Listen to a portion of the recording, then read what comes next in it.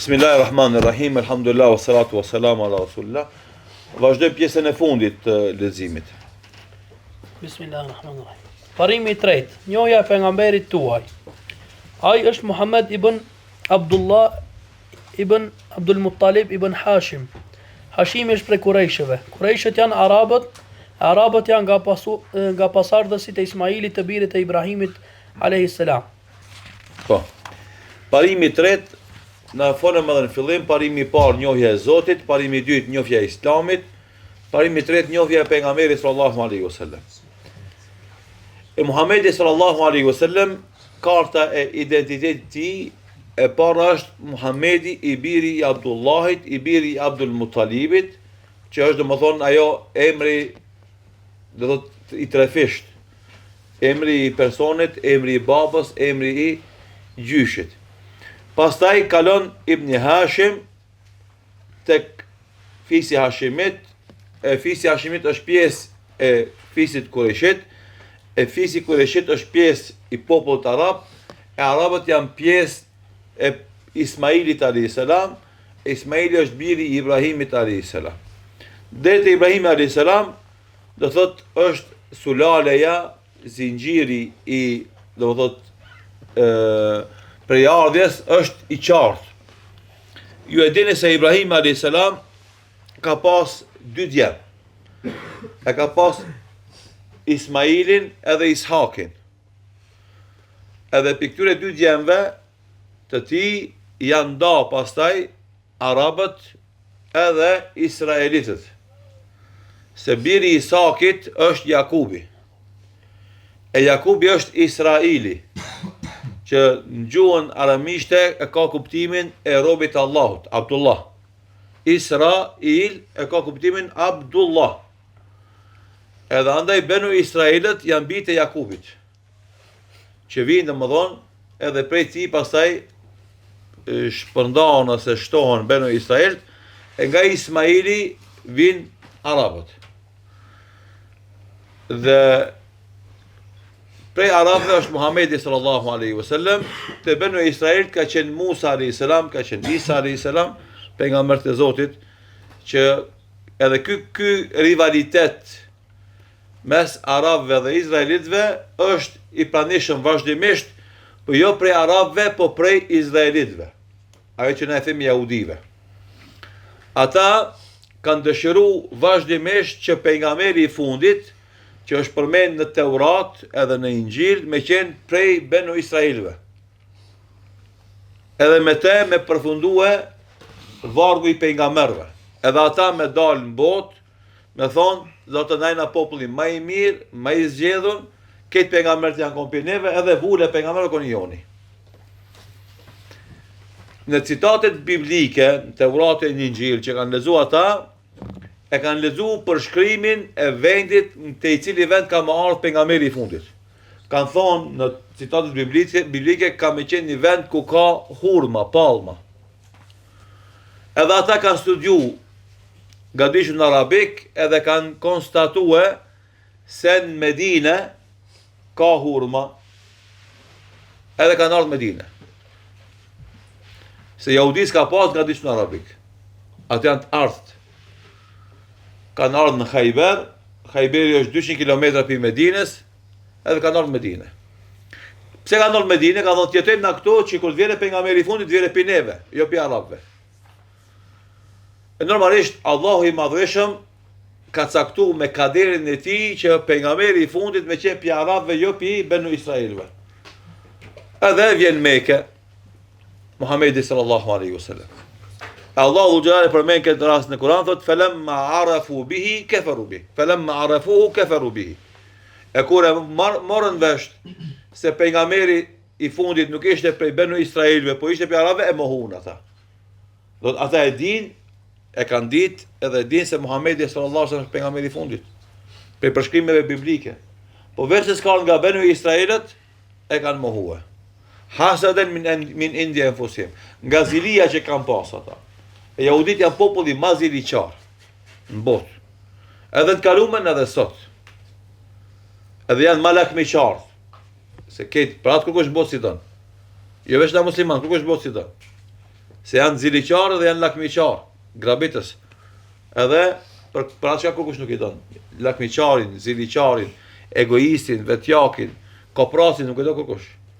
Ta keni parasysh, andaj ato veti duhet mi hek pi vetës. Me kon gjymert, me kon bamirës, me kon dashamir, me kon ndjemës, të janë cilësitë e besimtarit mirë. Kopracia, lakmia, egoizmi, do thot zilia, nuk janë cilësitë besimtarit mirë. Edhe ju e dini se Islami i lufton ato. Dhe kur vjen pejgamberi sallallahu alaihi wasallam pe arabëve, ata e mohojnë edhe e kundërshtojnë. Bile tentojnë me mbyt. Tentativat e helmimit pejgamberit sallallahu alaihi wasallam i ka bëu jehudit. Sidomos Medine. Edhe lëndimin që është lëndu pejgamberi sallallahu alaihi wasallam nga ushqimi i helmum ka qenë me helmin që kanë shti jehudit në atë kingjin që ka hangur pejgamberi sallallahu alaihi wasallam. E ka kafshue edhe ka ardhur Xhibrila se ka treguar, ka thonë kujdes se është kingji i helmum. Po ai kafshat e ka gëlltit. Edhe Imam Ibn Kaimi rahimullahu taala kur fol për vdekjen e pejgamberit sallallahu alaihi wasallam thotë ka vdekur si shahid. Ka thonë pse? Se s'ka vdekur në luftë. As i plagos, ka thonë sepse nga lëndimi që i ka mbet nga helmimi prej atij mishit. Dhe andaj nëse e keni ndëgju Ebu Ubejden, Allah e mëshiroft, e pranoft shetë lukur, thëjke, wa salatu wa salamu ala nebiji e shahid. Thëjke salavatja dhe për pejgamberin sallallahu që ka qenë shahid. Për këtë arsye, për me këtë më thonë, se edhe vetë Muhammedi sallallahu ka shku shahid. Pse kjo? Sepse deregja ma e mirë dhe ma e madhe të cilën ja mëson Allahu besimtarit me kalu nga kjo botë në ahiret, është shahid lëku. Edhe andaj për gjërave që më shumë i ka pas dash pejgamberi sallallahu alaihi wasallam me shku shahid te Allahu xhelal. Jo vetëm një herë, por 10 herë. La waditu do të dëshiroja që të vritesh fi sabilillah e shkoj te Allahu si shahid, e pastaj Allahu të më kthen shpirtin, e përsërita fi sabilillah, shkoj te Allahu e pastaj të më kthen shpirtin deri ka transmetim deri në 10 herë. Pse? Për shkak deregjës të madhe, shpërblimit të madh që Allahu ja jep shahidit. Po. Ai jetoi 63 vite. 40 vite para se të bëhej pejgamber dhe 23 vite si dërguari i Allahut. Do të jeta e pejgamberit sallallahu alaihi wasallam ka qenë e shkurt. 63 vjet është jetë e shkurt. Nuk është e gjatë. Në arabisht quhet Muammar. Muammar është gjatë. 80 vjet, 90 vjet, 100 vjet. Pejgamberi sallallahu alaihi wasallam 63 vjet. 40 para pejgamberllukut, me gjithë se s'ka qenë pejgamber, po ka qenë i përmbushur me veti moralet mira. Dhe ju e dini shumë mirë që në Mekë, domethënë, me gjithë s'ka qenë pejgamber, këtë e kanë vlerësu për sinqeritetin e tij dhe besnikrinë e tij. Edhe arsyeja që Hatixha radhiyallahu anha me gjithë se është më e vjetër, e ka martu pejgamberit sallallahu alaihi wasallam, ka qenë më kjo, besnikëria e tij, cilësitë e mira që ka pas Muhammedi sallallahu alaihi wasallam. Ai u bën nebi me Ikra, kurse pejgamber me një veç një sende domthon, do 63 vjet, 40 jo pejgamber, 23 pejgamber. 23 pastaj ndahën 13 që ka me vazhdu pastaj autori me bodallimin. Ai u bën nebi me Ikra, kurse pejgamber me surën Mudaththir. Çka do të thonë u bë? Në filloi pejgamberia me Ikra, u bë pejgamber, do të thonë rasul me ja el Mudaththir. Çka është dallimi mes nebis edhe rasul? Iqra bismi rabbika alladhi khalaq, lezon në emrin e Zotit tanë që ka kriju, 5 ajete të para surës Alaq i kanë ardhur urdhër Muhamedit asa për vete. E kur një pejgamber e merr një urdhën e Zotit vetëm për vete është nebi. Edhe punon me sheriatin e pejgamberit para tij është nebi. Ama nëse merr urdhna të reja dhe sheriatet të reja bëhet rasul. Andaj ulemat thëjnë nuk bie u bo pejgamber nebi me Ikra wa ursila u bo rasul me ja ayyuhal mudaththir. Pse u bo rasul me ja ayyuhal mudaththir? Se Allahu e urdhnoi Muhammedin sallallahu alaihi wasallam që këtë thirrje, këtë besim, këto mësime të shpërndante njerëzit. Kum fa anzir show edhe tërheqja vërejtë njerëzimit. Vendlinja e tij është Mekka dhe emigroi në Medinë. Do më ka lind Mekë, ka migruar në Medinë, ku edhe ka vdek, sallallahu alaihi wasallam.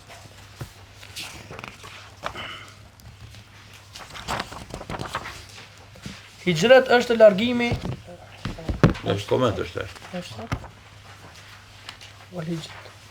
ما صحيح بعث الله بالنظارة يعني الشرك وبدعوة للتوحيد ka dërguar Allahu Allah dërgoi ata që të tërheq vërejtjen njerëzve ndaj shirkut dhe të thëriste në njësim. do thot thirrja e tij i ka pas dy komponente, e para të tërheq vërejtjen nga shirku dhe të insiston në thirrjen e tyre në tauhid. Argument është thënia e Allahut të lartësuar, o ti imbuluar, ngrihu dhe tërhiqu vërejtjen, dhe madhëroje Zotin tënd, dhe rrobat e tua pastroj dhe idhujve largoju, dhe mos e përmend atë që e jep e të duket shumë dhe për hir të Zotit tënd duro. Këto ajetet, 7 ajete surës Mudaththir është mirë t'i lexoni edhe më vonë, edhe të meditoni rreth tyre. Janë për ajeteve të para mas Iqra bismi rabbikal ladhi khalaq, ku e merr përsipër misionin e ndryshimit të botës. Këto ajete duhet me qenë pranishme vazhdimisht e secili prej nesh. Ja ju el mudaththir, mos flej shumë, mos rrin shtrat shumë, mos rrin blum. Gjumi se ka pa hajrin kërkush. Ja ju el mudaththir, çau. Heke jorganin pi trupit. Mos rrin blum. Kom fe andhir, çau dhe tërheqja vërejtjen njerëzimit. Fol, këshillo, urdhno, ndalo, komuniko, bëhu i gjallë, mos rri i struku, mos rri periferi, mos rri indiferent, mos rri në qosheve. Rrin midis situatës, midis ndodhive. Fol, bën, lëviz, aktivizo. Pastaj thot, kom fe andhir wa rabbaka fakabir. Vazhdimisht madhej Zotin tan. Folë për namazin pak më herët. Tekbir, Allahu akbar, me veprat tuja, me fjalët e tuja, me këshillat e tuja, madhej Allahun subhanahu wa taala. Wa thiyabaka fatahir, ma e pastër trupin tan. Rrobat e tuja. Tregoj elegancë, pastri trupore, pastri të veshmbathjes. Do thot kur djersitesh laju, mos vjerej rakeqe, rrobat e tuja të jenë të kurosta, të jenë të lame, bënu me rakli, në elegancë. Dukjen tonë, sepse ajo tërhek dhe ajo tregon përshtypje dhe ajo tregon domethënë kulturën tonë, mos u bën halabak. I shka përdër domethënë i lodhte, po bënu elegant. Wa thiyabaka fatahir ka qëllimin e pastërtisë të rrobave për namaz, po kjo vlen për këtë që e thash. Wa ruzza fahjur, largoi adhurimit e idhujve, sepse na e përmendëm partit wa rabbaka fakabir, madhne Zotin tan me tauhid edhe luftoj shirkun idhujtarin. Wala tamnun tastakthir, mos mendo se punët e mira që i bën janë shumë. E të lavdrohesh me to ti përmendesh, ato janë pak. Çka do që ke bë, është kur gjë, realisht ke bë diçka që ta ka mësuar Allahu me bë. Wadi rabbika fasbir, edhe porosia e fundit që është shumë e madhe për Zotin ta bën sabër. Domethënë nuk është një vit 2, nuk është një vjet 2, nuk është 5 vjet 10, është këtë jeta. Sot e kinis deri në fund vazhdon këtë rrugë. Po. Kuptimi i ngrihu dhe tërhiqu vërejtjen është se ai duhej t'u tërhiqte njerëzve vërejtjen për shirkun dhe të thëriste në njësim. Po. Dhe madhëroje Zotin tënd me tauhid. Dhe rrobat e tua pastroj, veprat e tua pastroj nga shirku. Do këto autori e përmend edhe një lloj pastrimi, do thotë pastrimin e mbrëmshëm. Jo vetëm pastrimin fizik, por edhe pastrimin shpirtëror nga të gjitha llojet e shirkut. Dhe idhujve largoju, distancohu dhe largohu nga idhujt dhe idhujtarët. Në bazë të këtij udhëzimi për 10 vite të plota ai thëriti në njësimin e Allahut. Pas 10 Do thotë pse tha këto 10 vit plota thirrin njësimin e Allahut? Në Mekë 13 vjet apo sekond 10. 13 okon Mekë, 10 okon Medinë. E pse këto thot autori 10 vjet plota thirrin në monoteizëm? Me ambjell besimin edhe. Sepse në vitin e 10 shkon në Miraj, edhe i bëhet obligim namazi. Domthonë deri atë s'ka pas obligim tjetër përveç tauhidit. Mas asaj e ka edhe namazin. Kjo është qëllimi me treguar. Dhe vazhdon shërimi pastaj. Pas 10 viteve u mor në qiell Mirax, aty ju bën detyrim 5 namazet. Ai u fal në Mekë 3 vite. Pas kësaj ai u urdhërua për të bërë hijret në Medinë. Do thot 13 vjet Mekë i kishte thelbin e thirrjes të tauhidit. Edhe kjo tregon se muslimanët, hoxhallarët, davexhit duhet më dhonë rëndësinë e jashtëzakonshme të tauhidit të gjitha ndërtimet e veta, komunikimet e veta, këshillat e veta. Tauhidi është baza kryesore e Islamit dhe ajo do të thonë epiqendra e fjalimeve dhe këshillave tona. 10 vjet e para veç tauhid, veç akide. 3 vjet e fundit plus edhe namazi që është obligim, tauhidi dhe namazi, domthonë janë shtyllat kryesore të edukimit të një muslimani të ri. Edhe kjo do të më qenë edhe mësim për neve në mësimin e tjerëve. Për shkak të një për arsye që ne kemi zgjedh, do thotë këtë libër për ta sqaruar ose për ta lexuar bashk, është kjo, se ta mbjellim tauhidin fuqishëm në mendjet dhe zemrat tona dhe pastaj çka do që ndërtojmë mbi të e marr, se ka themelin e fortë. Pastaj bën hijret në Medinë, u shpërngol domosdoshmë pas i bën 13 vjet në Mekë, e la atë dheun e tij, pasi kishte bë 53 vjet në Mekë. Do thonë më një mosh të thelluar, më një mosh goxha të madhe, u desh me lon atë dheun e vet, vendindjen e tij. Nuk është gjë e lehtë, është e rëndë. Mirë po, kauza, akideja, parimet janë më të mëdha në jetë. Fatkeqësisht sot njerëzit bëjnë hijret për ekonomi, për biznes, bëjnë hijret për qefe, për saltanate. A muslimani nuk bën hijret, nuk e lën vendin e vet për këto qëllime. Nëse duhet me lon, e lën për ta mbrojtur fenë e vet, për ta mbrojtur akiden e vet, për ta mbrojtur, do thot, parimin e vet, kauzën e vet, jo për diçka tjetër. Po. Hijret është largimi nga vendi i shirkut në një vend islam. Do tash hijreti a është veç për Mekë në Medinë? Jo. Andaj autori vjen edhe shëron, hijret është braktisja në vendit të kufrit edhe shkuara në vendin e islamit. E me shku në vend pe vendit të islamit në vendin e kufrit, ç'a është? E kundërta e hijretit. Tash me shku pinë të na këtu në perëndim, nuk është hijret. Edhe andaj nuk ban, edhe nuk lejohet pra t'ju jeni të ri, edhe mos menoni me ndërtu karrierë jashtë. Po menoni, planifikoni me ndërtu karrierën këtu, të na. Me dijen tuaj, me mësimet e tuaja, me se likja pe atë dheut për vendindjes, do të sidomos me shku për një vendit ku ka minare, ku ka xhamia, ku ka ezan, ku ka musliman, me një vend ku s'ka xhamia, ku s'ka ezan, ku s'ka musliman, është gabim i madh, është haram. Edhe është rrezik për imanin tanë, kështu që ma e men hijreti është me lon një vend kufrit me shku në vend islamit. Ajo me lon vendin islamit me shku në vend kufrit. Vendi jon nuk është vendi islamit, po është vendi muslimanëve. Ku ka xhamia, ku ka namaz, ku ka musliman kallaballok. Edhe jeta fetare këtu na është më e mirë sa dikon në Evropë. Emigrimi nga vendi i shirkut në një vend islam për këtë ummet është detyrim. Domethënë çdo që ti jeton në një vend të kufrit, shirkut dhe ki rrezik dhe ki vështirësi në jetimin e islamit, duhet obligim fars me praktikisat vetë me shkon në vendin e islamit. Dhe do të vazhdoj të jetë i tillë deri në ditën e Kiametit. Dhe kjo si rregull është gjenat, sepse ka një hadith thot pejgamberi sallallahu alaihi wasallam, la hijrata ba'da al-fath. S'ka hijret mas çlimit të Mekës. E qëllimi i këtij hadithi nuk është se s'ka hijret në përgjithësi. Po s'ka hijret nga Mekëja në Medinë mas çlimit të Mekës, se vendi Mekë apo vend islam. Tash skinoti me helon Mekë me shkon në Medinë. Ama në botë vazhdimisht ngelet hijreti për vendit kufrit në vendin e islamit. Argument për këtë është thënia e Allahut, melekët u morën shpirtin atyre që ishin mizor të vetvetes ju tha. Në çka ishit ju? Ata thanë ne ishim të paaft në atë tokë. Melekët ju thanë, a nuk ishte e gjerë toka e Allahut e të migronit në të, vendi i tyre është xhenemi dhe sa vend i keq është ai. Përveç atyre që ishin të paaft nga burrat, gratë e fëmijët, që nuk kishin mundësi të gjenin as mënyrën as rrugë për shpërngulje. Atyre do t'u falë Allahu, Allahu është çështlyen e falshëm. Në surën Nisa 97, 98, 99, Allahu i Madhëshëm e sjell një shembull ku melaçet vinë me marr shpirtat njerëzve që kanë qenë shtypur në vendin e kufrit dhe s'kanë emigruar. E i thojnë, pse e keni duru këtë zullom që vazhdoi juve këtu? Pse keni jetuar në mesin e qafirave? Pse është dash ju, domethënë, me maltretu vetë. Ka thonë, s'kina pas ku me shku. E I thënë me laqet atyve, elem tekun ardullahi wasiatan fetuhajiru fiha. Nuk ishte tokë Allahut e madhe me po hijrata.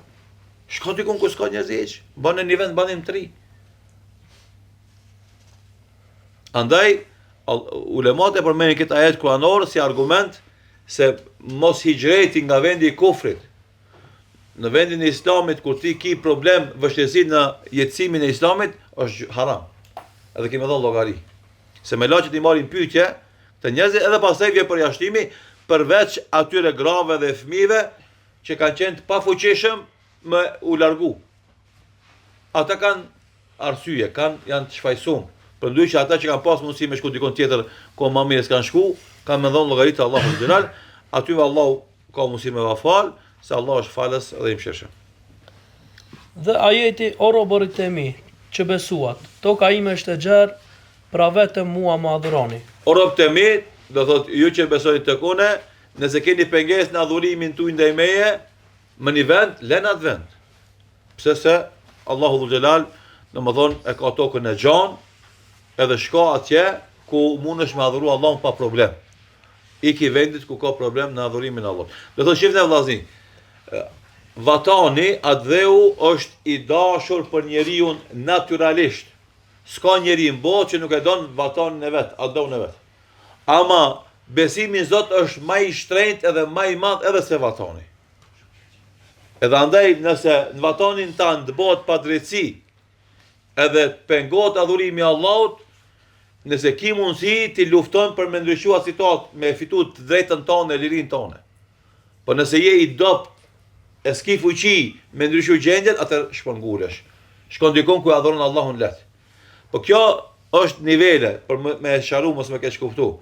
Për shembull, ti nëse jeton në një qytet të tokave tona shqiptare, ku kurkush nuk falet, edhe nuk I xhami, atë ti nuk shkon më njerë Mekë, apo në Turki, apo në Siri. Po ti, pi ati qytetit ku s'ka musliman, shkon të qytetit ku musliman. Nëse është dikon edhe ma mirë, shkon ati ku është ma mirë. Më një katon, më një qytet, më një qytet, brenda tokës tonë, e vatonit tonë. Edhe kështu bëhet hijreti. Andaj pejgamberi sallallahu alaihi wasallam nuk shkoi në vend të largët, po shkoi nga dishun arabik, në Hijaz, prej Mekë shkoi në Medinë. Nuk shkoi jashtë Arabisë, po shkoi në vendin e vet, të një popull I vet, që e flet gjuhën e vet. Po ai popull tha, hajde se unë ndihmoj ti në adhurimin tan. Ta letoj adhurimin tan, ta lehtësoj edhe t'i lejoj adhurimin tan. Edhe andaj pejgamberi sallallahu alaihi wasallam la Mekën për shkojnë në Medinë. Edhe na kur flasim për hijretin, nuk do të thonë na me lon atë dheun ton, vatanin ton krejt e me shku jashtë. Po për një fshatit shkojmë në një fshat ku ka xhami, për një fshat që s'ka xhami, në një fshat që ka xhami. Për një qytetës që s'ka xhami, në një qytet që ka xhami. Për një qytetit që s'ka xhami, në një qytet që ka xhami. Për një vendit ku s'ka besimtar musliman adhuru Zotit, në një vend ku ka besimtar musliman adhuru Zotit. Edhe kështu të na elhamdulillah toka tona ka vende që janë dobta fetarisht dhe ka vende që janë të forta fetarisht. Shempi vendeve dobta fetarisht në vendet e forta fetarisht, edhe kjo neve na ndihmon me adhuru Allahun xhelal pa problem, edhe me ndihmuar ndryshimin e gjendjes. Që edhe këtu të na të bëhet e lehtë adhurimi I Allahut, edhe tu letohet njerëzve thirrja e njerëzve për adhurimin e Allahut. Imam Al-Baghawi Allah e mëshiroft thot, shkaku I shpalljes së këtij ajeti janë muslimanët që ishin në Mekë, e që nuk emigruan. Allahu drejtohet atyre duke I quajtur besimtar. Domethënë besimtar edhe pse s'kan bëu hijret, se s'kan bëu kufër, por kanë bëu gjëna. Edhe Allahu kërkon për tyre me bëu hijret, që adhurimet ndaj Allahut me pas më të lehtë në vendet ku ka besimtar. Argument nga suneti për emigrimin është hadithi pejgamberit sallallahu alaihi wasallam ku thuhet emigrimi nuk do të ndërpritet derisa të mos ndërpritet pendimi, kurse pendimi nuk do të ndërpritet derisa dielli të lind nga perëndimi. Domethënë argument fetar se vazhdon hijreti me qenë aktual përderisa do thot dera e pendimit është qenë, a dera e pendimit nuk mbyllet derisa nuk e diell nga perëndimi. Deri në ditë kiametit mundësia e hijretit ekziston për një vendit idhujtar në vendin besimtar, për një vendit mëkatar në vendin pa mëkat e kështu me radhë. Pasi u vendos në Medinë, urdhëroi për obligimet e tjera islame si zakati, agjerimi, haxhi, xhihadi, ezani, urdhërimin e të mirë, ndalimin nga e keqja si dhe detyrimet të tjera islame. Domethënë, masi dolin në Medinë, erdhën obligime tjera fetare. Faktikisht Mekë pas me tauhidin, edhe në fund namazit. Pastaj në Medinë erdhën obligime tjera fetare, siç është zakati, agjërimi, haxhi, ezani, xhihadi, urdhërimin të mirë, ndalimin nga e keqja, edhe të gjitha ligjet tjera të Islamit. Ai i vendosi këto për 10 vjet e pas kësaj ai të shpërndama brenda 10 viteve. Vite pas vite, një adhurim viken këtë vit, një adhurim vitin tjetër, kështu me radhë. Ai i vendosi këto për 10 vjet e pas kësaj ai u largua nga kjo botë. Paqja dhe bekimi i Allahut qoftë mbi të. Domethënë masi i boni 10 vjet Medinë, i mbushi 63 vjet edhe kaloi nga kjo botë në ahiret, salawatullahi wa salamu alaihi. Feja e tij do të mbetet dhe kjo është feja e tij. Nuk ka të mirë për të cilën nuk e ka këshilluar këtë umet, as të keqe për të cilën nuk e ka tërhequr vërejtje. Feja e tij është ajo fe që cilën e la pejgamberi sallallahu alaihi wasallam umetin islam në momentin e vdekjes së tij. Edhe Zotën në ato momentet e vdekjes tha: "Taraktukum ala mahajjatil bayda." Ju kam lënë në një mejdan të bardhë. Lejluha kenaharja, ku dita dhe nata janë të barabarta, s'ka tërë, s'ka paqërsi. La yazigu anha ila halik, për kësaj mejdan, për këtij mejdan largohet veç ai që është i shkatruar. Dhe thanë në hutbën lamtumirëse që e boni domethënë para se me vdek në haxhin e fundit lamtumirës, o ju njerëz, taraktum fikum imrain. Ju kam lënë juve amanet dy gjëra. Lën të dhillu ba'di ma in tamassaktum bihima, nuk do të lethitni pas me nëse kapini për to. Kitab Allahi wa sunneti, wa kam lënë librin Allahut dhe sunetin tim. Edhe kjo është amaneti pejgamberit sallallahu alaihi wasallam dhe kjo është feja që e la amanet umetit të tij, do thotë dhe në të vdiq. Dhe kjo feja e tij ka me vazhdu deri në kiamet. Do thotë feja islame ka me deri në kiamet. Zatën kur të zhduken besimtarët ka më bë kiameti. Ama përderisa ka besimtar mbi tokë, s'bëhet kiameti. Po. Nuk ka të mirë për të cilën nuk e ka këshilluar këtë umet, as të keqe për të cilën nuk ja ka tërhequr vërejtjen. Domthonë këtë komponentet e rëndësishme, e dobishme që ka për të nevojë njeriu në aspektin fetar, ja ka treguar pejgamberi sallallahu alajhi wasallam. Kështu që s'ka asnjë të mirë jashtë asaj që ne ka shëruar pejgamberi sallallahu alajhi wasallam. Domthonë s'kemi drejt na më thon, vallahi ndoshta çiket mesele se ka kallëzuar pejgamberi sallallahu alajhi wasallam e ta bëjmë na. Çiket ibadet se ka kallëzuar pejgamberi sallallahu alajhi wasallam e ta bëjmë na. Shtojmë sene, s'ka nevojë. Se këtë që ka pas nevojë ne ka shëruar. Dhe këtë këqijat që na bëjnë dëm në fen ton, edhe ato ne ka tërheq vërtetën prej tyre. E mira në të cilën ai thëriti është tauhidi dhe çdo gjë që e do Allah, e do dhe e pranon Allahu. E mira kryesore është tauhidi dhe pastaj si definicion çdo gjë që e don Allahu dhe e pëlqen. Është e mirë, edhe atë ne ka treguar Allahu, na ka treguar pejgamberi sallallahu alaihi wasallam. E keqja për të cilën ai tërhoqe vërejtjen është shirku dhe çdo gjë që e urren dhe e refuzon Allahu. Dhe e keqja në këtë rast është shirku dhe çdo gjë të cilën e urren Allahu dhe nuk e pëlqen atë. Allahu e dërgoi Muhamedit sallallahu alaihi wasallam për të gjithë njerëzimin dhe e bëri të detyrueshme respektimin e tij për njerëzit dhe xhinët. Do thotë Muhamedi sallallahu alaihi wasallam nuk ka qenë pejgamber veç i arabëve, po i këtë njerëzve. Dhe kjo është njëra prej veçorive të Muhamedit sallallahu alaihi wasallam. Përderisa Allahu pejgambert e mëhershëm i ka thënë te populli vetëm, Muhamedi sallallahu alaihi wasallam ka dërguar te këtë njerëzit. Bile e ka edhe një kategori më lart, që ka qenë pejgamber edhe i gjinëve, jo vetëm i njerëzve. Kush ka qenë pejgamber edhe i gjinëve, përveç Muhamedi sallallahu alaihi wasallam? Sulejmani alaihi salam. Ai ka qenë edhe mbret edhe pejgamber, edhe i gjinëve, domethënë edhe mbret i gjinëve. Po prej tyre, domethënë gjithashtu është me këtë veçori Muhamedi sallallahu alaihi wasallam, i cili i ka bë davet njerëzit edhe gjinët. Edhe tregon Abdullah ibn Mas'ud radhiyallahu anhu, thonë një ditë vesh me pejgamberin sallallahu alaihi wasallam, tha ja Abdullah ose ibn Ummi Maktum, rin këtë vend edhe mos lëviz. Thotë dhe u largu pejgamberi sallallahu alaihi wasallam, saqë ndëgjesha zhurmë edhe britma. E kur atë pejgamberi sallallahu alaihi wasallam tha, isha në komunikim me gjend dhe u ofrova islamin atyre. E përmend Allah i madhëshëm këtë ndodhin në Kur'an në surën Gjin, se si pejgamberi sallallahu alaihi wasallam ja ka ofruar islamin edhe gjinëve. Argument për këtë është thënia Allah subhanahu wa taala, thuaj o Muhammed, o ju njerëz, unë jam i dërguari i Allahut të gjithë ju. Në surën Araf 158, domthonë është ajeti i qartë për universalitetin e islamit. Se Islami është fe universale për gjithë popujt dhe për gjitha kohrat dhe vendet. Nëpërmjet tij Allahu subhanahu wa taala plotësoi fen. Argument për këtë është ajeti, sot përsosa për ju fen tuaj, plotësova ndaj ju dhuntin tim e zgjodha për ju islamin fe. Atë që tham pak më herët se çdo e mirë që ka nevojë për te ummeti islam ja ka treguar pejgamberi sallallahu alaihi wasallam dhe është e plotësuar me kjo fe. S'ka nevojë kërkosh me shtu diçka te amandamente të reja, nene të reja, ajo që na në fe quajmë bidate. Se çdo gjë e re që i shtohet fes është bidat, edhe është i kundërshtuar dhe i ndaluar që dhe mësojmë të hadithet pastaj, edhe andaj Allahu tha, sot u kam përsosur ju e fe. Se fe islam është fe e përsosur në plot, s'kan të mangësi as dobësi. Argument për vdekjen e pejgamberit sallallahu alaihi wasallam është thënia Allah subhanahu wa taala, ti do të jesh i vdekur e edhe ata do të jenë të vdekur. E pastaj në ditën e Kiametit ju pranë Zotit tuaj do të grindeni mes vete. Pse e përmend këtë meselë për vdekjen e tij si argument? Sepse ka pas njerëz që kanë menduar se Muhamedi sallallahu alaihi wasallam s'ka vdek.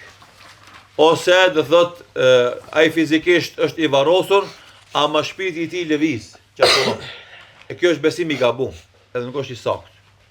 Ju e dini shumë mirë se kur vdiq pejgamberi sallallahu alaihi wasallam edhe Omer radhiyallahu nuk e besonte një gjë të tillë. Po thoj ke ka shku mu taku me Zotin e vet, siç shkoi Musa alayhis salam u taku me Zotin e vet. Edhe thoj ke kush thotë që ka vdek Muhamedi alayhis salam ja pres kokën. Nga dashnia e madhe që kishte për Muhamedin sallallahu alaihi wasallam dhe pagatishmëria e tij me pranu këtë fakt. E Allahu kur thotë innaka mayyitun wa innahum mayyitun, o Muhammed ti je i vdekshëm. Kemë vdek. Edhe njerëzit për the janë vdekshëm e pastaj ditën e Kiametit, domethënë do ringjalleni edhe para Zotit do të hasmoheni, do të lëpni hakun tuaj. Mesela tjetër është domethënë atyre që thënë se ai është i varrosur në Medinë, por shpirti i tij lëviz, edhe kjo nuk është e saktë. Bile të na maharët kur bëshin me vlude, është një moment që qonë kom njerëzit. Qëllimi është domethënë besimi është se çat moment vjen shpirti i pejgamberit e semnot, edhe andaj na çohemi në kom për të respektuar shpirtin e tij. Kjo është e vërtetë. Kjo nuk ndodh. Sepse pejgamberi sallallahu alaihi wasallam nuk lëviz shpirti i tij. Është i varrosur në Medinë dhe aty është shpirti i tij. Argument për këtë çka është hadithi pejgamberit sallallahu alaihi wasallam thotë kur ummeti jem çon selam, Allahu ka caktuar melaçe që i vizitojnë me xhiriset, edhe i mbledhin selamet e ummetim dhe mi bin te vorje. E Allahu ma kthen shpirtin dhe unë ja kthej selamin atyve që më hapin selamin. Me konë që shpirti Muhamedit është shëtit, s'ka nevojë me çu melaçe me mbledh selamet e njerëzve me ja çu pejgamberit alayhis salam. Po vetë me raj. Andaj kjo është besim i gabuar dhe nuk është i saktë, edhe është një derë e madhe e hapjes së besimeve të gabuara, besëtnive, që mund me qua edhe në kufër edhe në shirk, Allahu na ruaj. Andaj autori ka përmend se ka vdek pejgamberi sallallahu alaihi wasallam, dhe argument për këtë është ky ajet për me e kuptuar saktësisht dhe plotësisht këtë fakt dhe këtë argument. Njerëzit pasi të vdesin do të ringjallen. Argument për këtë është thënia e Allahut, prej asaj ne ju krijuam juve e ju do t'ju kthejmë përsëri në të. E prej saj do t'ju nxjerrim edhe një herë. Do tash masi e përmeni vdekjen, kaloj te një meselë tjetër, puna e vdekjes dhe ringjalljes. Si parimi i besimit, ne përmendëm te kushtet e besimit, besimin në ditën e fundit. E dita e fundit fillon me vdekje. Domethënë Kiameti për secili njeri fillon me vdekjen e tij. Edhe jeta e berzahut është pjesë e jetës së ahiretit. Edhe jeta e ringjalljes është pjesë e jetës së ahiretit. Andaj autori tash kaloi te një parim i besimit që është i rëndësishëm dhe kur të lexoni Kur'an, besoj që e keni vërejt se dy parimet kryesore të shtyllave të imanit janë që përsëritën bashkë. Ai është besimi në Allah dhe besimi në besimi në Allah dhe në ahiret. Alladhina amanu billahi wa bil yawmil akhir. Ata që besojnë Allahun dhe besojnë ditën e fundit. Të shkojnë vazhdimisht. Pse kjo? Sepse parimet kryesore që e lidhin besimtarin me iman edhe me vepra të mira është besimi në Allah edhe besimi në ditën e llogarisë. Edhe andaj te na muslimanët dita e llogarisë është prej busollave, është busolla më e madhe dhe më e rëndësishme në orientimin në jetën tonë. Se kena me shku para Allahut, kena me dhënë llogari, andaj kjo neve edhe na jep motiv, po edhe na jep satisfaksion. Motiv që ti me bo vepra të mira, se keme ardhur një ditë ka me ta paguajt Allahu. Ka me ta shpërblyj Allahu. S'është mësia ta dinë njerëz sa dinë, Allahu ka me ta vlerësu. Po është edhe satisfaksion, është një lloj kënaqësie, pse këtë zullumi që i bëhet muslimanëve në botë, e na smujna me marr hak për to, themi s'ka gale, sa ai ka me dhënë llogari te Allahu. Miloševiqi që ka bë masakra për shembull, në Bosnjë, në Kosovë, e gjithë të kasapat e Mlladiçi, e këtë që kanë vrarë njerëz për shembull, ai ka shku në Hag aty, në Burg, burgi i Hagit si hotel me 5 yje. Han, pen, do thot, lexon, s'ka maltretim. Ai çfarë vuajtje ka për ato mija dhe qindra mija njerëz që ka urdhëruar më vra. Ratko Mlladiçi, Miloševiqi, do thot e shumë oficer tjerë serb që kanë dhënë urdhën me vrarë, shumë ushtarë që kanë vrarë, kanë masakruar, e kanë prodhonu.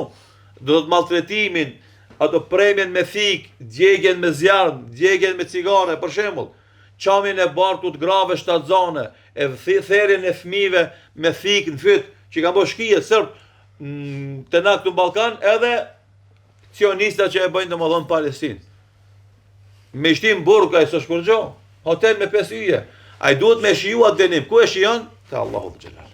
Andaj na muslimanët kur e kemi këtë besim se ta zullumqartë e botës që janë të vrarë, të prejë, të bë masakra, edhe kënena bëjnë qef e jetojnë si njerëzit mëdhej, i theme na s'ka gale, ka marrë një ditë kur ai ka munën të shmu. Ka marrë një ditë kur ai ka me pagujt. Ka marrë një ditë ai ka me shiju ndëshkimin e dhëmshëm të Allahut xhelal. Andaj besimi në ditën e fundit është e rëndësishëm sikur se besimi në Allah. Se të ndihmon ty me bë vepra të mira, ta din njerëzit s'është më rëndësi, ti vazhdon pse Allahu ta din, Allahu ta pagun, edhe tjetra, këtë zullumi i botës që bëhet kundër muslimanëve, kur ti smundesh me ndihmu edhe tan, domodin ai kahri prej mrena, ti thua, unë për mes po muj me ndihmu, s'po mundi me përkra, ama Allah është ai që do e marrë hakun e këtë tyve muslimanëve që është bërë zullum. Po ashtu Allahu subhanahu wa taala thot dhe Allahu u shpiku juve prej tokës si bim, pastaj ju kthen në të dhe padyshim ju nxjerr sërish. Domodin ajeti i parë është prej tokë ju krijojmë, në tokë ju kthehemi edhe pesaj përsëri dilni, ajo që ndodh, domodin na kemi Ademi alayhis salam është kriju prej balte, pas e ka vazhdu domodin lindja e njerëzve, vdesim na him dhe edhe pastaj pi dhe do të ringjallemi përsëri. Në ajetin e dytë njëjtë, prej tokë ju kanë nxjerr si bim, keni mbi Ademi alayhis salam, pastaj kthehemi si xhenaze në dhe pastaj përsëri pe dheut, do të ringjallemi, procesi që na edhe i shohim tani. Pas ringjalljes njerëzit do të llogariten për veprat e tyre e në vartësi të tyre ata do të dënohen ose do të shpërblehen. Argument për këtë është ajeti për të shpërblyer ata që bën keq me të keqen e tyre dhe për të shpërblyer ata që bën e mirë me të mirën e tyre. Ringjallja pse është? Për shkak llogarisë. Ku domodin të dalë shesh vepra e secilit, mejdan, vepra e msheft edhe vepra e dukshme e secilit. Se dukshme t'i dim edhe na, po të mshefta si dim na. Aty din Allah. A dit domodin dalin këtë çka i kemi na. Andaj në surën Zelzele, që thot Allahu xhelal, idha zulzilat zilzala wa akhrajatil ardu athqala wa qala insanu ma laha wa qala insanu ma laha. Do njeri i habet çka ka kjo tokë që keq çka ka mbrenda në barkun e vet, i nxjerr shesh. Idhem yawma idhin tuhaddithu akhbaraha, adit që i tregon lajmet e veta çka ka ndodhur mbi tokë, po në surën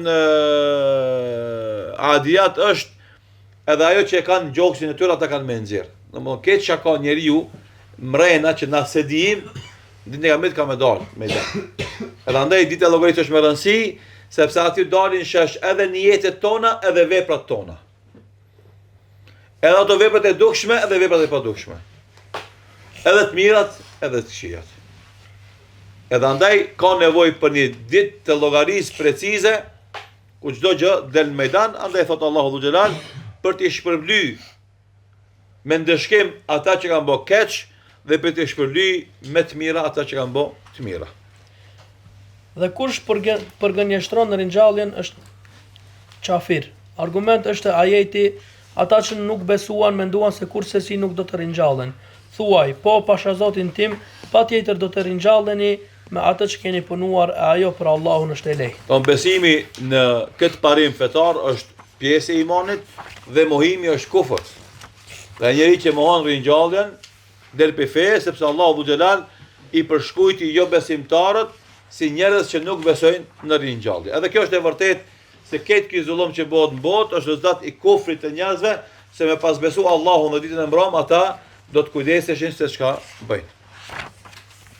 Allahu i çoi gjithë të dërguarit si përgëzues dhe paralajmërues. Argumenti Tani kalojmë te një temë ose nën temë tjetër, besimin pejgamberët, edhe kjo për të sqaruar rolin e pejgamberëve. Sa ata njerëz nuk janë të shenjtë, nuk janë evlija, domethënë nuk kanë mbi natyrshëm ose jo njerëz, po janë njerëz të rëndom, edhe detyra e tyre është përcjellja e fjalëve të Zotit. Argument është thënia e Allahut të dërguar që ishin lajmgëzues dhe kërcënues. Domethënë që bin myshde edhe që bin kërcënime nga Zoti Dhu Xhelal. Ashtu që pas dërgimit të dërguarve njerëzit të mos kenë fakt arsyetim para Allahut. Pse i ka dërguar Allahu pejgambert? Që mos më thonë njerëzit nesër valla na se dishim. Na ka dhënë kurkush. Jo, e keni ditë, unë e kam zgjedh njerëzit, i kam zgjedh më të mirë te juve, i kam bë pejgamber te mi, ata kanë përcjell fjalët e mia te ju, pa kanë treguar mësimet e mia juve, ju sot s'mundi me thonë se keni ditë. Po e keni ditë, po s'keni dashur. I pari prej tyre është Nuhu a.s. Dërsa i fundi Muhamedi sallallahu alaihi wasallam. Nuhu a.s. është resuli i parë. Ademi a.s. është nebiu i parë, edhe Ademi është pejgamber. Pa pse s'ka pasur obligim edhe ligj me cilin i ka detyruar njerëzit, është nebiu i parë, a resuli i parë që ka publikuar fen dhe ka sjell ligje është Nuhi a.s. Argument se i pari prej tyre ishte Nuhu a.s. është ajeti, ne të frymëzuam ty me shpallje ashtu siç e patëm frymëzuar Nuhun dhe pejgamberët pas tij. Andaj ulemat e kanë marrë këtë ajet argument se resuli i parë është Nuhi, edhe pse Ademi a.s. është pejgamberi i parë në përgjithësi. Nuk ka popull Allahu të mos i ketë quar të dërguar. Që prej Nuhut e deri tek Muhamedi. Edhe kjo është mesele me rëndësi. Çdo popull Allah i ka dërguar pejgamber, çdo popullit. Edhe popullit ton. Po kjo s'do të thonë tash. Po marrët se populli i lirë, nëse është populli i lashtë, edhe nëse na jemi pjesë e popullit të lirë, si trashëgimtar popullit të lirë, atëherë edhe populli i lirë Allah i ka dërguar pejgamber. Kur nuk e di. Nuk e di, ama sigurisht ka pas pejgamber, se kjo është rregull. Domethënë çdo kujt Allah i ka thënë pejgamber. Që prej Nuhut e deri tek Muhamedi sallallahu alaihi wasallam për t'i urdhëruar në adhurimin e të vetmit Allah dhe t'i ndalojnë nga idhujtaria. Argument është thënia e Allahut, ne e dërguam në çdo popull të dërguar që t'u thonë adhuroni vetëm Allahun dhe largojuni taguteve. Wa laqad ba'athna fi kulli ummatin rasulan, na kemi dërguar të çdo popull pejgamber, të cilët kanë pas një porosi universale, adhuroni Allahun dhe shmanguni adhurimit të tagutit ose djajve. Allahu të gjithë robërve të tij. E tash autori prej këtu kalon te një mesele tjetër. Që ka flet për pejgambert, domthonë e kanë pas qëllimin me pru lajme të mira edhe me pru vërejtje. Që ka qenë roli i tyre. Dhe kjo është pjesë e besimit ton. E tash kur e përmend këtë ajet kalon pak si pa vërejt prej një pikë në pikë tjetër. Tash puna e tagutit çka është? Allahu të gjithë robërve të tij u bëri detyrim mohimin e taguteve dhe besimin në Allahun. Tash e lidh domodin besimin në Allahut me mohimin e tagutit si dy komponente që lidhen bashkë nga ajeti kuranor. Ani ibudullah washtanibu tagut. Adhuroni Allahun dhe shmangoni adhurimit të djajve. Ose tagutit që kena me pa çka është kuptimi tash i tagutit në sharimin e ulemave, po lidhen të bashkë, nëse kujtohet edhe në fillim, ishte parimi besimin në Allahun dhe distancimi nga shirku. edhe njëjti parim vjen tash edhe në përfundim të librit. Adhurimi i Allahut dhe shmangja e adhurimit të tagutit. Ibn Kajimi Allahu e mëshiroft thot, tagut është ajo me të cilën robi të kalon kufit.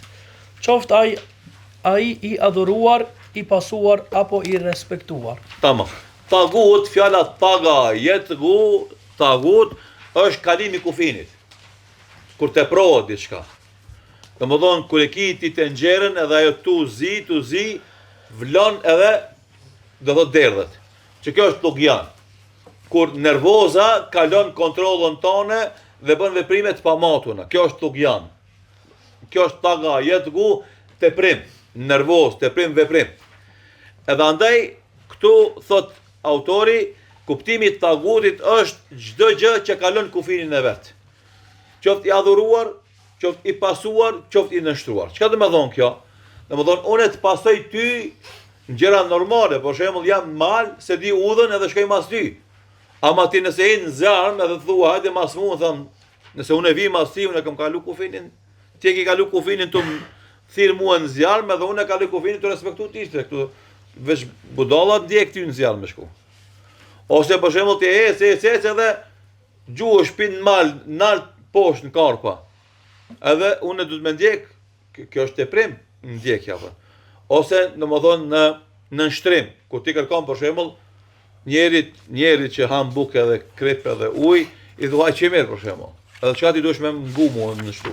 I themi kjo është kalim kufinit ta. Andaj çdo gjë që adhurohet me kalim kufini, ose pasohet, ose i nështrohesh, është tagut. Domethënë, nëse një lider i joti kërkon prej teje veprime të panatyrshme, edhe në kundërshtim me fen dhe ti respekton, e ke bot tagut atë liderin tanë. Një sheh tarikati, për shembull, i cili kërkon prej teje gjëra të panatyrshme edhe fetarisht pasakta, dhe ti i bindesh, i nështrohesh, e ke bot tagut atë shehun e tarikatit. Kjo ka ndodhur për shembull në do vende këtu në Ballkan, ku një sheh i tarikatit ka kërku prej muridave të vet, i tharë vet me hongër qymir. Edhe ata kanë hongër qymir.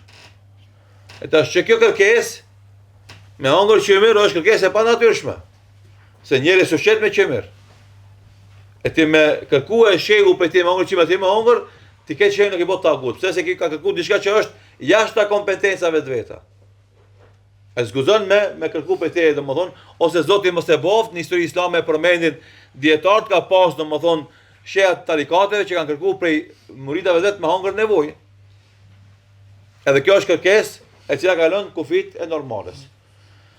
Dhe për këtë arsye, autori përmend tagutin dhe definicionin e tagutit dhe mundohet me sqaruar se çdo kush që ka përdor pozitën e vet dhe imponon vetveten tek ti me kërkesa të panatyrshme edhe pa arsyeshme fetarisht ose tagut.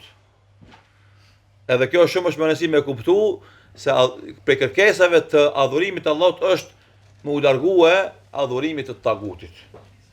E kushdo që domethënë, për shembull, me mendu se me laqet janë domethënë afër Zotit ose ndërmjetësues të Zotit, ose pejgamberët janë të shenjtë dhe janë afër Zotit dhe ndërmjetësues të Zotit, për shembull, mi bo ata ndërmjetësues mes neve dhe Zotit, këto janë i shëndrojmë tagut ata. Ata në vetë nuk kanë tagut, na trajtimi jon ndaj tyre bëhet domosdoshmë trajtim tagutit.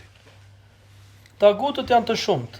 5 prej tyre janë më kryesorët. Tani do thot ato çdo kush që kalon kufinë vet në raporte normale është tagut. Mirë, po këtu autori përmend 5 që ka marrë nga Imam Ibn Kajimi rahimullahu taala për t'ja letuar njerëzve kuptimin e nocionit tagut. Iblisi, Allahu mallkoft. I pari tagut është Iblisi, i cili ka kalu kufinin e vet. Mëse me qenë krijesë e nështruar ndaj Zotit, e ka kundërshtuar Zotin dhe ka tentuar të bëhet rival Zotit në vendimmarrje. Ai që adhurohet nga të tjerët dhe është i kënaqur. Do thotë çdo kush për njerëzve që adhurohet, i bëjnë sejdë, i përulen, i nështrohen atij si Zotit, dhe ai është razi. Është tagut. Pse është ky kusht se dikujt dikan njerëzit e adhurojnë ama ai nuk është razi. Thotë ai shet të bote. Edhe domethënë ai nuk është tagut. Është tagut ai që është razi me këtë vepër. Ai që i thërret njerëzit në adhurimin e vetvetes, Ka fatkeqësisht halasën në botë njerëz që na për vende ku ka ignorancë, ku ka mungesë zhvillimit, i thret njerëzit në adhurimin e tij. Ai është tagut. Ai që pretendon se e di të fshehtën. Do thotë fallxhorët si herbazët që mendojnë se pretendojnë se e dinë fshehtën janë tagut. Dhe ai që nuk gjikon me atë që Allahu e ka zbritur. Dhe secili pushtetar i cili nuk qeveris, nuk gjykon me ligjin e Allahut është tagut. Do 5, më një mend, është që përsëritet këto vazhdimisht në librat e akides, 5 shembujt ose më kryesorët e taguteve. I pari është Iblisi, i dyti çdo kush që adhurohet duke qenë i kënaqur me këtë veprim, i treti është ai që thret në adhurimin e vetes së tij, i katërt është ai që pretendon dijen e msheft, e din të msheftën gajbin, dhe i pesti është wa men hakeme bi ghairi ma anzal Allah, dhe ai që nuk gjykon me ligjin e Allahut xhelal. Argument është thënia e Allahut. Në fe nuk ka dhunë, është sqaruar e vërteta nga e kota, e kush nuk i beson të vërtetat e i beson Allahut, ai është kapur për lidhjen më të fortë.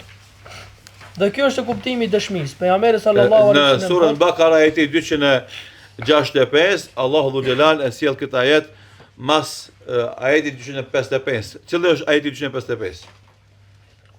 Në surën Bakara.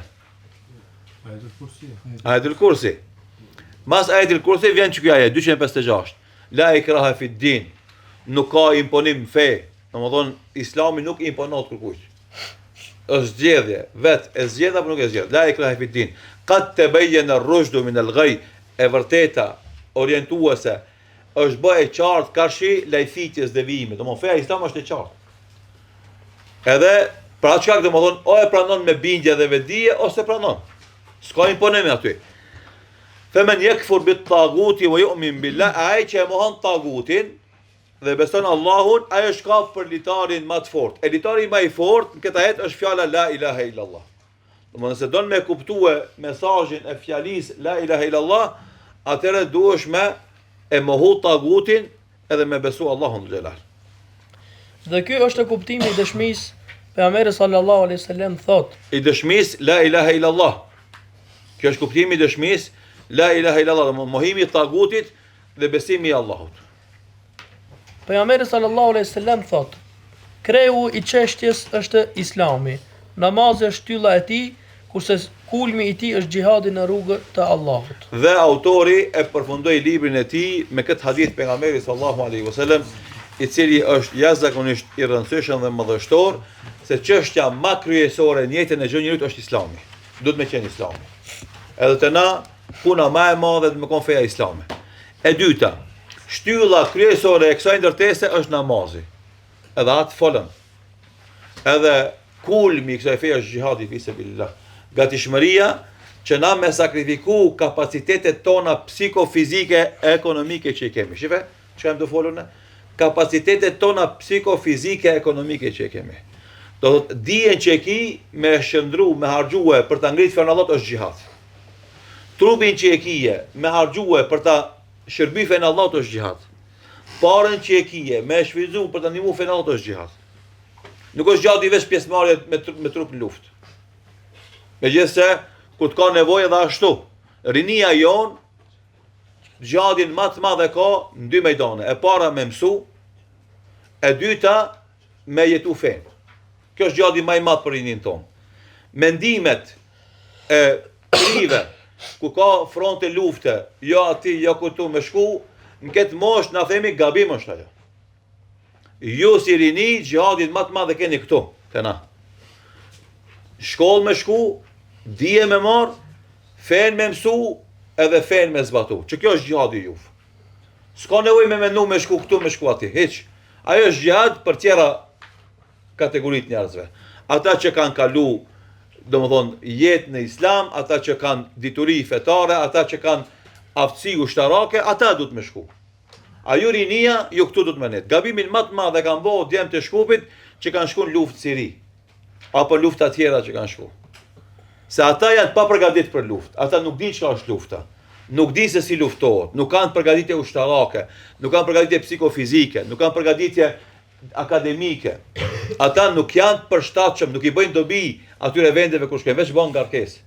Xhihadi juve është këtu me mësu, xhihadi juve është këtu me e zbatu fen, edhe me i thirr njerëzit fe. Andaj ta keni qartë këtë si muhabet, se po e bëjnë tri si muhabet me zveti, ja, filoni, ja, aty, ja, këtë.